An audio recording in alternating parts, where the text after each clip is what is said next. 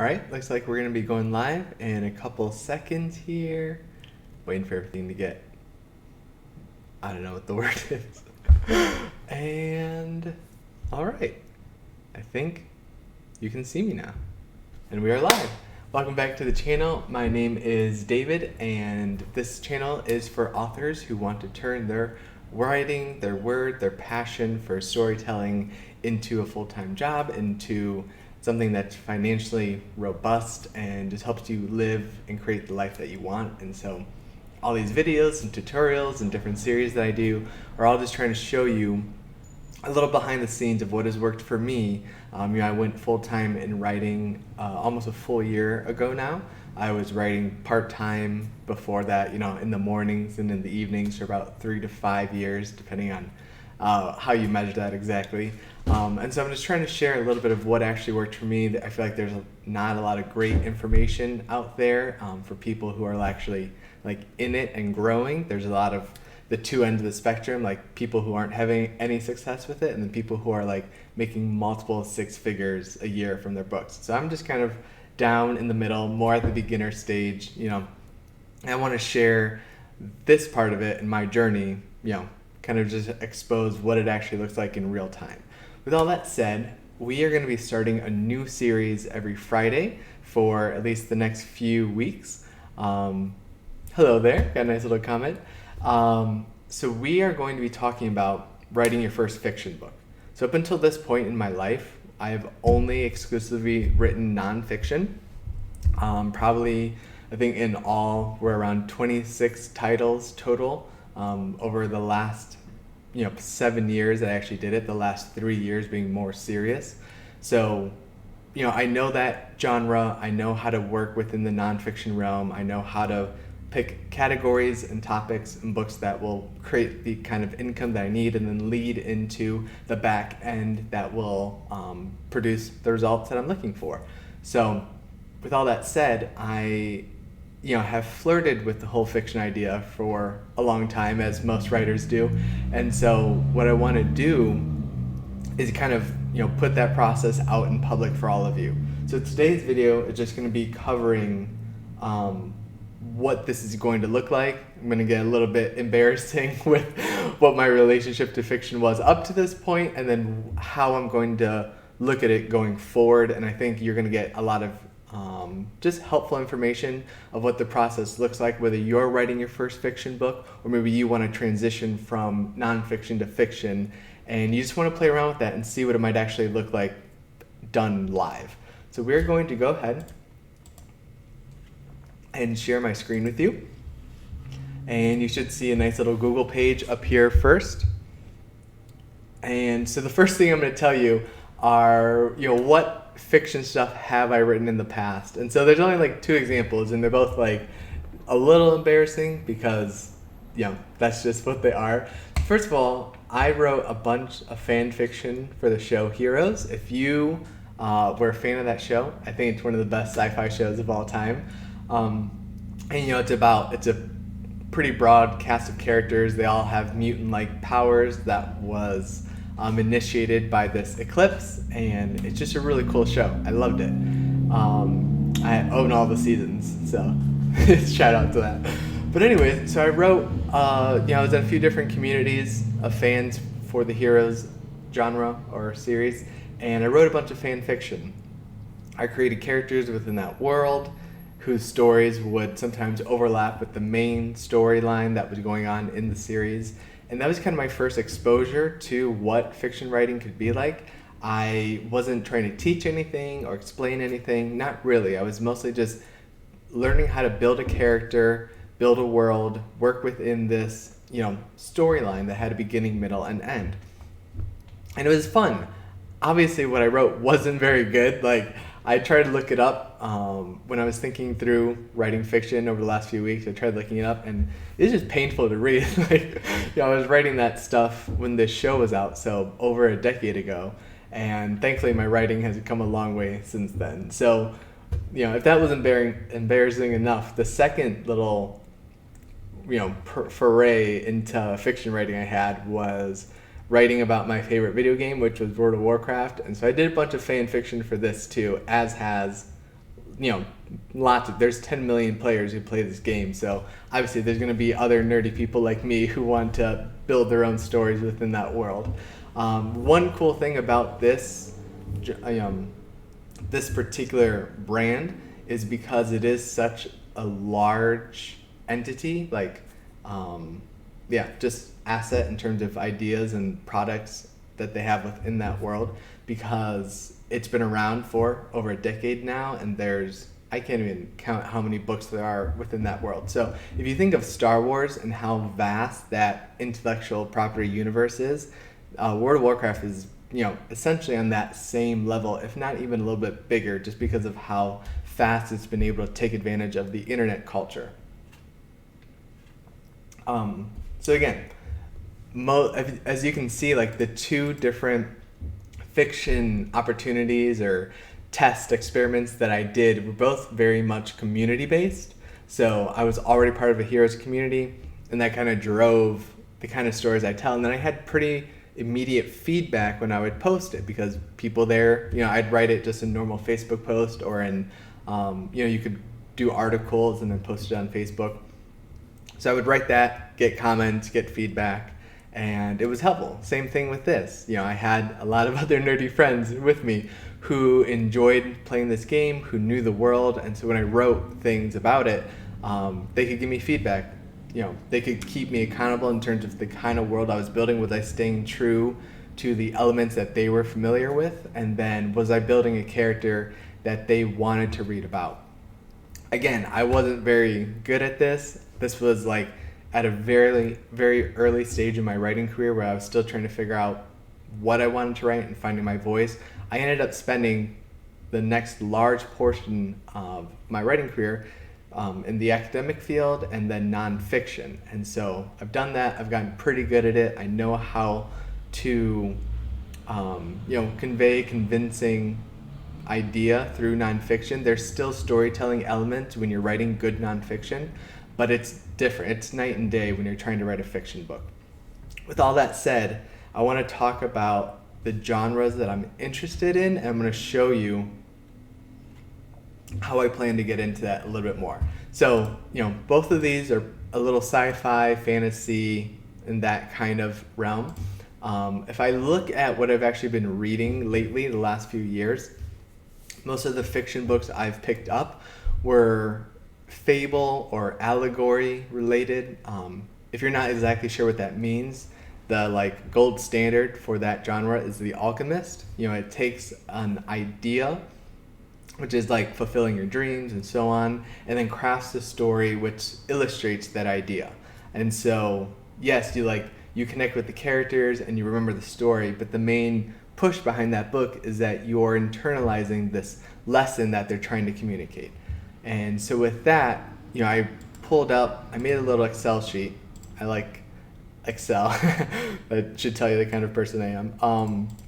Whoa, too big. So I went through and made a list of a few of the books, about 10 of them, that I've read within the last few years or am currently reading, and where they fall in terms of categories and sales, so I can kind of get an idea of what I can start doing my research on. So as you can see here on the far left side, sorry, I'm so thirsty. We have the titles of the books: The Timekeeper, The Monk Who Sold His Ferrari, The Alchemist, Life's Golden Ticket. If you're not sure who the authors are, go ahead and jump on Amazon real quick. If you haven't read any of these, I highly recommend any single one of these books. They're super good. The Alchemist, obviously everyone knows. A Tale of Two Authors and Tribe of Millionaires are both, I think they're Kindle only editions still. They were published within the last year. They're smaller books for more targeted audiences. Tribe of Millionaires is network marketing. Tale of Two Authors is specifically the self-publishing realm, but they are fable-based. They're trying to teach you a lesson through the story that they're telling. They're not just telling a story for the sake of it. And that's attractive to me, probably because it's a moderate step away from nonfiction, not a complete step in the other way. Because that way I still get to focus on the ideas I want to convey and what I want to teach, but through a fiction setting. So as you can see, I have a list here of the books I'm going to start researching. My goal with this is to see, basically what I would do for analyzing any nonfiction category I want to go into. I find the books that I'm attracted to or that I want to model my book after. I'm looking at the sales rank. Are they performing well? If all of these books were, a million below, which means they're basically getting no sales at all, then I would, that's a red flag. I shouldn't even bother with those categories. But as I can see, as a whole, these have a pretty wide range. The top one being The Alchemist, which is basically an outlier, so we can exclude it from the thing.